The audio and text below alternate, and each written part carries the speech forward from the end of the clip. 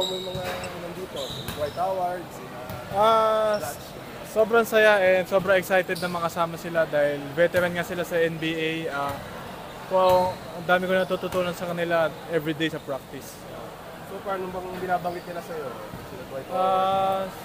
Siguro si Kuya Andre Blas at si Kuya Dwight, sinasabi na sa akin na gawin mo lang kung ano yung role mo sa team. And si Kuya Andre Robertson naman sa defense.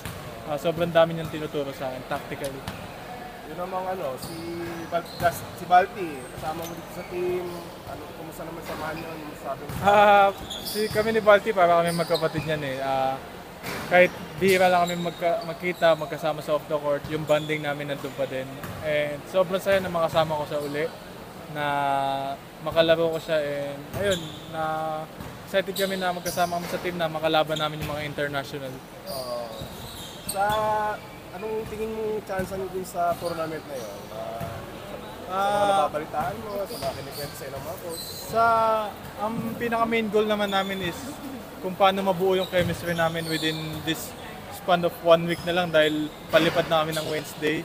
Yung main goal naman namin is to win a championship.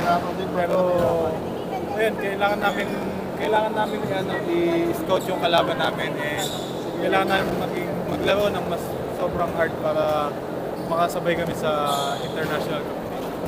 Ano naman kalaking tulong sa karir mo? Kahit sabi sa kamera, Sobrang laki on and off the court dahil madami ako natututunan sa mga NBA players and ito yung ikikwento ko sa lahat ng aspiring generation na nakasama ko yung mga NBA players and kung paano yung personality nila on and off the court.